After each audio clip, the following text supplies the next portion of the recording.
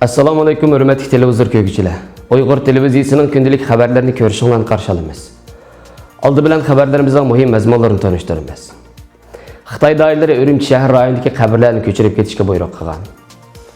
Uyg'ur kishilik huquq qurilishi xitoylashtirishga qarshi turib, Uyg'ur tilidagi milliy ma'rifni rivojlantirish haqida maxsus doklad e'lon qildi. Turk savdo sanoatchilar birligi qurildi. Makkada islom dunyosida duch kelayotgan masalalar muzokara qilindi. Tövəndə dixtanlar xəbərlərimizdən təfsili məzmunlardı olsun. Erkin Asiya radiosu xəbərində yaxında Urumchi şəhərlik iqtisad taraqqiyot rayonunun qəbir köçürüş işxanası rəsmi uqtırış düşürüb, qəbir egillərinin Şimal Vüqzal rayonuna joylashgan Fingtian qəbirstanlığındakı qəbirlərini köçürüb ketishini tələb qilib, 15 iyundan başlab köçürülüşə başlaydiganligini bildirgan.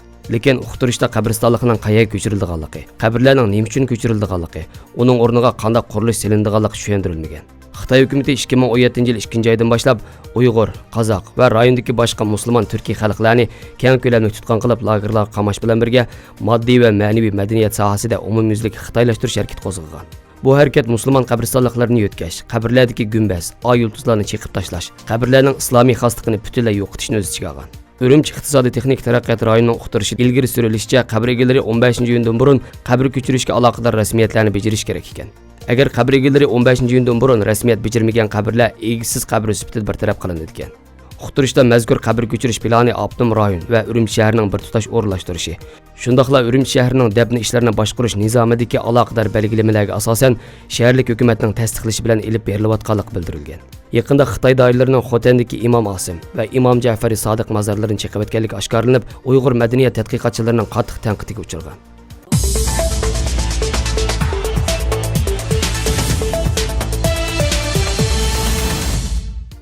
16 may kuni Washingtondagi Uyg'ur kishilik huquq qurilishi Xitoy tilining mutlaq hukmronligiga qarshi turish, Abduli Ayib va u tashabbus qilgan Uyg'ur ona tilidagi ma'rif harakati sarlavhalik bir doklad e'lon qildi.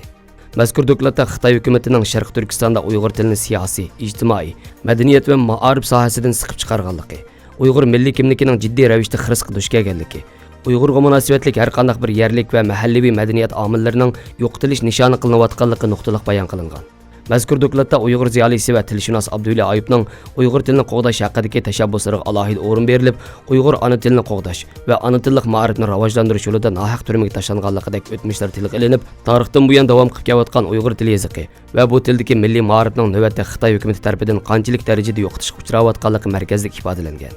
Uyg'ur kishilik huquq qurilishining tadqiqotchisi Henry Shajivskiy apandi Uyg'urlar masalasiga yaqindan ko'ngil bilib kelayotgan, shundaqla Uyg'ur tili yoziqining taqdiri haqida jiddiy o'ylanayotgan mutaxassislarning biri bo'lib, doklad o'tirib qo'yilgan eng muhim temalar ustida to'xtalib, Uyg'ur kishilik huquq qurilishi e'lon qilgan dokladda asosdagi muhojiratdagi Uyg'urlarning Uyg'ur tilini saqlab qolish va uni gullantirish uchun qanday tirishchiliklarni ko'rsatayotganligi o'tirib qo'yildi. Uyg'ur tili kishilarning kundalik turmushi, xizmat muhiti va Uyg'ur axborotchilik uchun kambos bo'lmaydigan bir tildir. Dokladda mushu nuqtalarni tilga olish orqali Uyg'ur tilining Xitoy hukumatining ziyonkashligiga uchrayotganligini anglatdik dedi. Doklad yana agar bir tilning jamiyatda belgilik o'rni va qimmati yo'qolsa yoki bu tilni ishlatuvchilarga turli jinoyatlar ortilsa, u chaqda oila ularning ona tilini ishlatadigan birdan-bir bexatar joy bo'lib qoladi.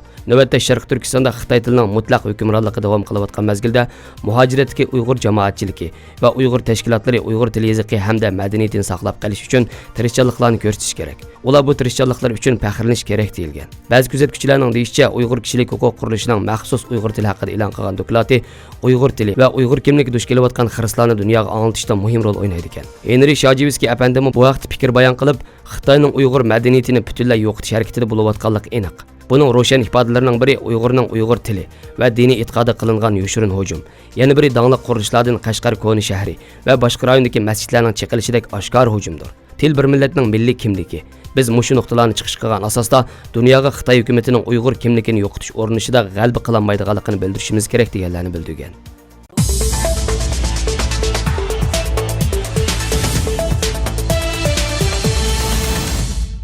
Türkiye, Qozog'iston, Ozarbayjon va Qirg'iziston tomonidan Turk savdo sanoatchilar birligi qurildi.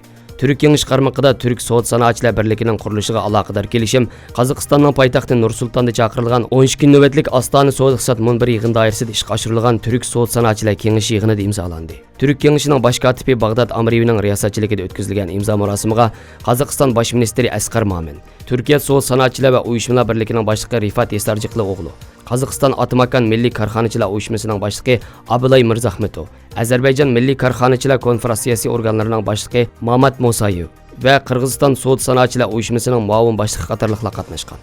Ma'lum bo'lishicha, Turk Savdo sanoatchilar birligining nishoni Turk kengashiga a'zo davlatlar o'zaro iqtisodiy munosabatlarni kuchaytirish va o'zaro savdo ishlarini yanada yuksak saviyaga yetkazish ekan.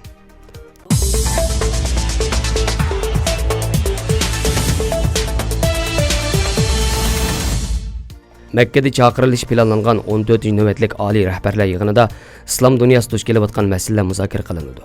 Islom hamkorlik tashkilotining bu oyning oxirida Makkada chaqirilishi planlangan 14-navbatlik oliy rahbarlar yig'inida islom dunyosi duch kelayotgan masalalarning muzokara qilinganligi bildirildi. Islom hamkorlik tashkiloti tomonidan bu vaqtda e'lon qilingan bayonotda 14-navbatlik oliy rahbarlar yig'inining Saudiya Arabiston podshohi Salman ibn Abdulaziz riyosatchiligida 31 mayda Makkada chaqirilganligi qayd qilindi. Makka oliy rahbarlar yig'ini kelajakka qarab temisidagi shuarga asosan chaqirilgan yig'inda Falastin masalasi va ba'zi a'zo davlatlarning navbatdagi vaziyati muzokara qilingan. Oliy rahbarlar yig'ini oxirlashgandan keyin islom dunyosi duch kelayotgan masalaga munosabatlik o'rtaq xitobnoma e'lon qilinganligi bildirilgan. Saudiya Arabiston podshohi Salman ibn Abdulaziz Paris qo'ltiq hamkorlik kengashiga a'zo davlatlar bilan arab davlatlarining rahbarlarini 31 mayda Makkada oliy rahbarlar yig'iniga chaqirganda Bahrayn, Arab birlashma xalifaligi, Djibouti va Yaman qatorliq davlatlar birdek ovoz qo'shdi. Xabarlarimizni ko'rganingizga rahmat. Görüşkicha aman bo'linglar. Xayr xo'sh. Allohga omonat.